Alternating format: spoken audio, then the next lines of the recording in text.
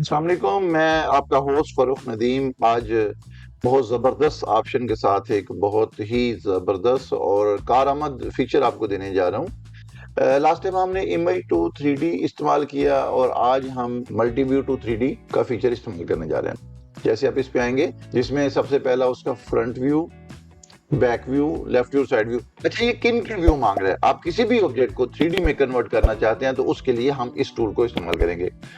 आपके पास किसी भी किस्म का कोई ऑब्जेक्ट है, लाइक कोई बेड है, कोई टेबल है, आप किसी ऑब्जेक्ट का 3D मॉडल बना रहे हैं, इवन आप किसी गाड़ी को 3D में बनाना चाहते हैं, किसी बाइक को 3D में बनाना चाहते हैं, कुछ भी आप इसके अंदर 3D में कन्वर्ट कर सकते हैं।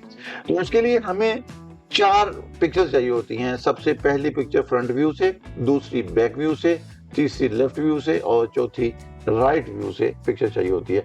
वैसे तो ये इतना इंटेलिजेंट सॉफ्टवेयर है, चूंकि ये एआई बेस्ड है, इतना इंटेलिजेंट सॉफ्टवेयर है कि आपको सिर्फ एक उसकी पिक्चर दोगे फ्रंट की तो उससे भी 3D बना देगा। लेकिन उसने ऑप्शनल हमें 3 और व्यूज का ऑप्शन दे दिया, जिसकी मदद से आप उसको मजीद डिटेल्स दे सकते हैं। आज का तो फ्रंट व्यू के लिए मैंने इसके लिए यहाँ पे एक ईगल को सिलेक्ट किया, तो उसके लिए देखे मैंने कुछ व्यूज थे, ये उसकी बैकग्राउंड थी, मैंने उनको रिमूव करके कुछ क्लियर व्यू रख लिए। तो सबसे पहले मैं उसे यहाँ पे फ्रंट व्यू देने जा रहा हूँ। ये उसका फ्रंट व्यू सेलेक्ट किया। फ्रंट व्यू अपलोड होने के बाद मैं यहाँ पे उसका बैक व्यू दूंगा। बैक व्यू के लिए ये व्यू मेरे पास था। इसी तरह से उसका लेफ्ट व्यू। अब लेफ्ट व्यू में हमारे पास साइड और ये लेफ्ट व्यू हो गया।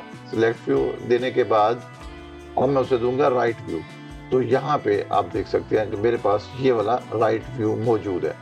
तो मैंने ये मुख्तलिफ पिक्चर ली हुई थी, उनकी मदद से मैंने उनकी बैकग्राउंड रिमूव की ताकि सॉफ्टवेयर को उनको कैलकुलेट करने में उस आसानी हो।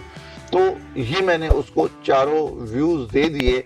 अब इन चारों व्यूज को देने के बाद जैसे कि मैं फ्री ट्रायल पे क्लिक करूंगा तो इनकी प्रोसेसिंग स्टार्ट हो जाएगी और ये इसको 3D मॉडल में कन्वर्ट करना शुरू कर देगा।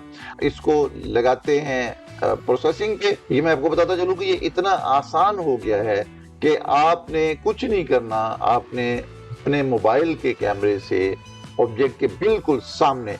अच्छा, एक चीज बड़ी इंपॉर्टेंट होती है इसमें, लोग अमूमन फोटो लेते हुए थोड़ी गलती करते हैं कि कैमरा टेढ़ा कर लेना या किसी जिस जहां खड़े हैं वहीं से उसका व्यू सेट करने की कोशिश करते हैं। नहीं, ऐसा नहीं करना आपने।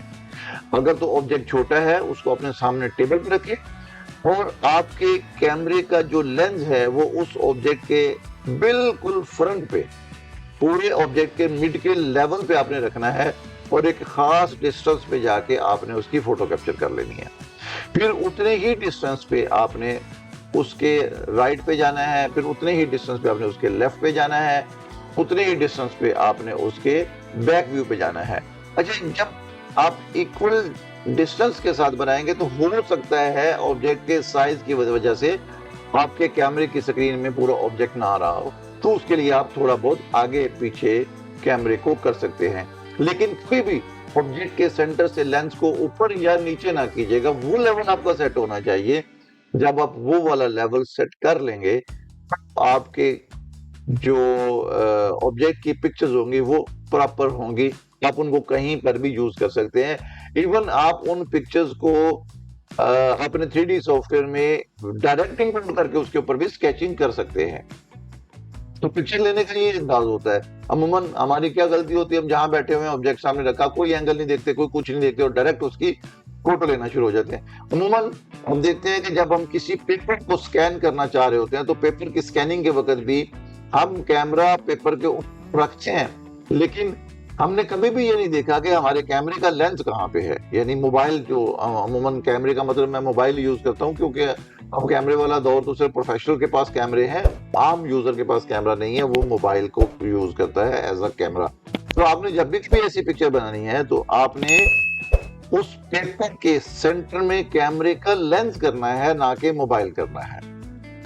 तो जब आप पेपर के सेंटर में मोबाइल या कैमरे का लेंस लेके उसको बिल्कुल सीधा अप साइड पे लेके आएंगे तो आप देखिएगा कि जो पिक्चर्स आप लेने जा रहे हैं वो बिल्कुल फ्लैट फॉर्म में आएगी, स्क्यू नहीं हुई होगी, कोई एक साइड बड़ी एक साइड छोटी नहीं हुई होगी और साफ सुथरी स्कैन होगी। तो यहाँ पे उसके 3D जनरेशन का प्रोसेस कंप्लीट हुआ, तो आप देख सकते हैं जबरदस्त।